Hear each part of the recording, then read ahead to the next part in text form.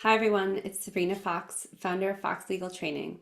This is another episode of the Primary Market Education series where I use a deal in the primary market to highlight some key provisions that I use as a teaching tool for lenders and other market participants who want to learn more about how to analyze deals and the types of provisions to be looking out for.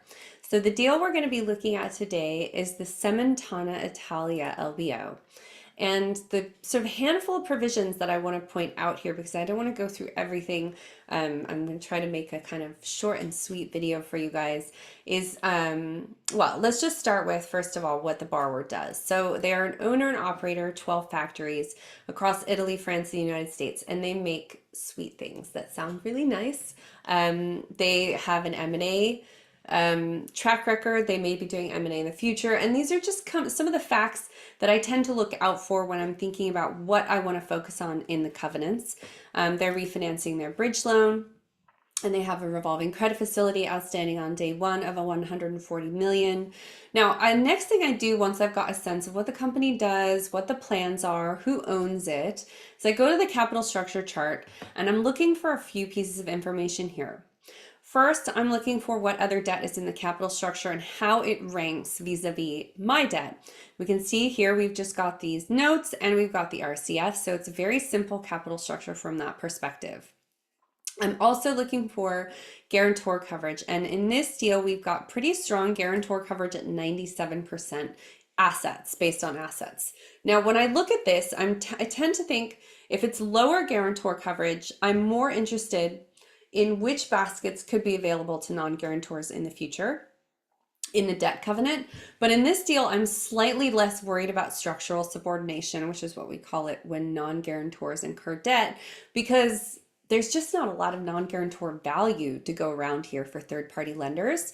I'm also checking here that the enforcement proceeds will be distributed to the RCF first before they're distributed to the notes. So you do have some contractual subordination on day one. And I am going to be checking what that amount could go up to down the line, because it might be more than what the day one RCF is. So we've got low potential structural subordination risk, and we've got some contractual subordination on day one.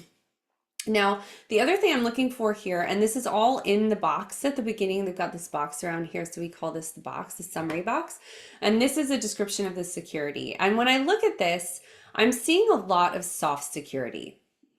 It's primarily soft security, with actually one exception here they've got all asset security granted by Bindi North America, subject to these exceptions. And I would indeed read at least the agreed security principles to see if there's anything in there that is sort of excluded that you would want to see included. So there is some hard security here, which is kind of nice to see. But note as well, this is North America, and they have factories in Italy and France.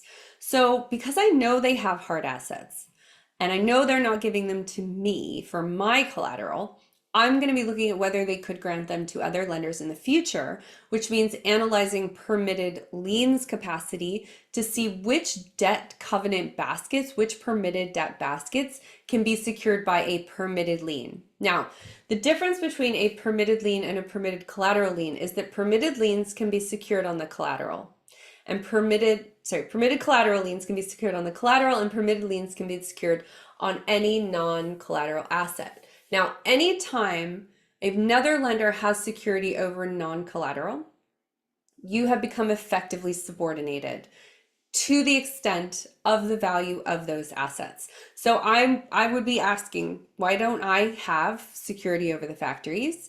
And might you be granting security over those assets in the future to other lenders? Is there any reason why you wouldn't do that? Now, I tend to look at all primary market deals as if they might be stressed in the future. So I'm analyzing for all of these different types of subordination. Now, I'm not going to go through every single point in this deal. I have highlighted pretty much everything you'd want to know. For Fox Legal Training students, this will be in the Primary Market Education Series section of our online platform. Those of you who are on the buy side and members of the financial press, you also have access to this for free. So you can contact me to get a login, go down and download that. But what I wanted to point out are a few things. The debt covenant, I don't actually want to spend much time on just for purposes of this video because, well, I'll just tell you that most of the baskets can be secured on the collateral, and several of the baskets can be secured by permitted liens as well. And that was why I raised the point about the factories. I want to look briefly at the restricted payments covenant, which does allow for a couple of aspects of, potential future incurrence of subordinated debt. So very simple capital structure on day one, but they may incur subordinated debt down the line, and that could be funded as long as it's guaranteed by the group, which would then be considered debt of the group. It would be, they could pay interest on that debt, so long as it is a debt obligation by way of guarantee or otherwise of the restricted group. And that's catered for in the definition of restricted payment here. Now, they also have a builder basket, very standard, based on 50% of consolidated net income. There is a only material event of default blocker because it's clauses 1, 2, and 5. So the really bad stuff happening will block them from accessing the builder basket, but not the other stuff, which is also bad. Only the really bad things like non-payment, for example. They do have to meet the FCCR in order to access the builder basket, but they have a zero floor here. And this is something I'm seeing more and more in deals. So what this means is where this typically would have been 50% of CNI less 100% of losses, because what we're doing here is we have made a traditional deal with the borrower that 50% of CNI can be distributed, but 50% needs to stay in the business. And that is cumulative over time, which is why this tends to become the biggest basket of the restricted payments covenant, because it accumulates 50% of CNI every quarter. Now, it used to be that you got to deduct 100% of losses because great, you brought in the profits, but if you're making losses, then you get dinged by the losses. This is just not the case in a lot of deals anymore. So it was something I wanted to point out. If it's ever less than zero, CNI is less than zero, then it will be considered zero. It will not bring this basket down under zero. Just something to bear in mind. And then the other point I wanted to make in terms of that subordinated debt in the future possibility is they do have a basket for the repayment of subordinated debt, which is set out here in terms of the amount. Not massive fixed amount, and the ratio is set at 5.2 times on a secured net leverage basis, but certainly something to keep in mind in terms of what the future capital structure of the business might look like. In terms of other points, I did want to note that the financial calculations covenant does provide a pretty significant amount of calculation flexibility for the borrower.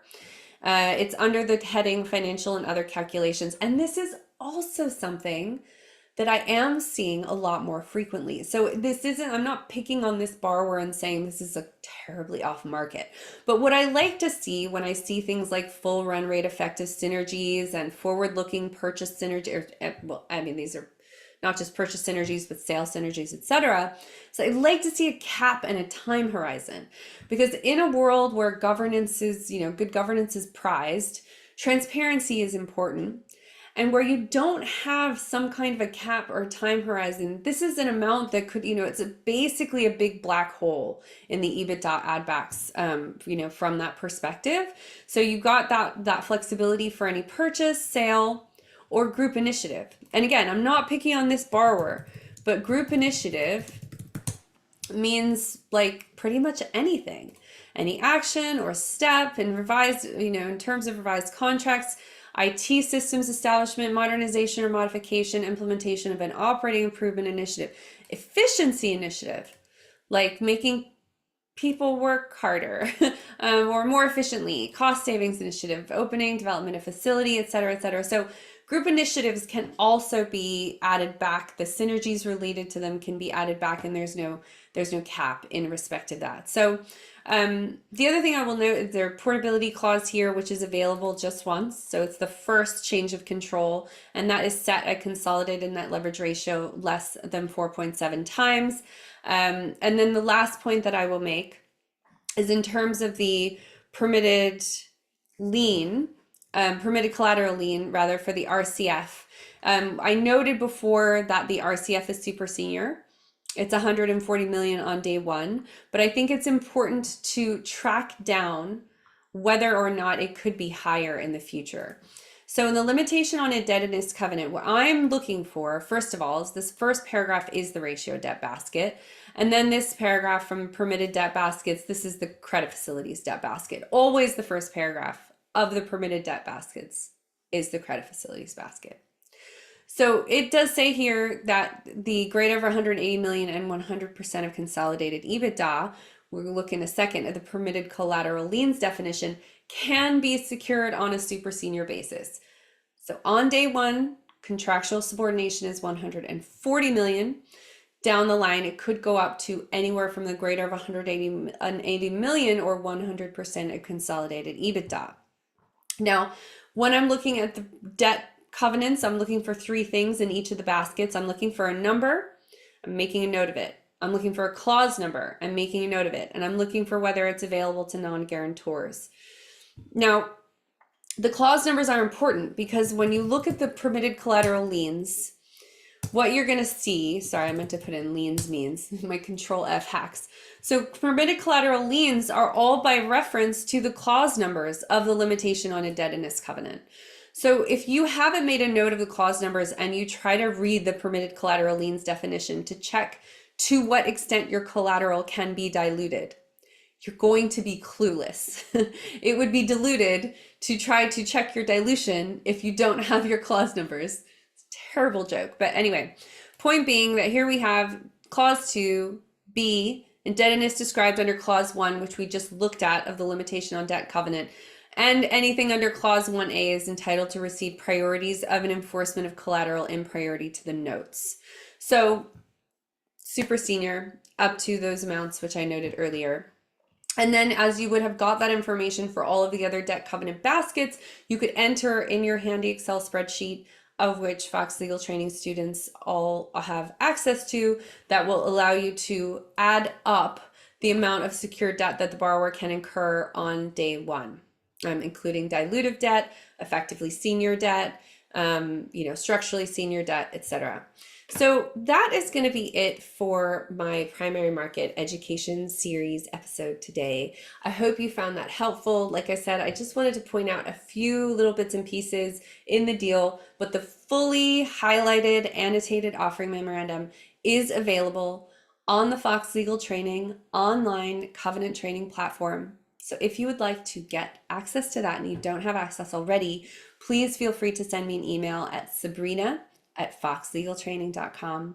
I hope you all have a wonderful day. Enjoy going through the deal. If you have any questions, don't hesitate to get in touch. Thanks, everybody.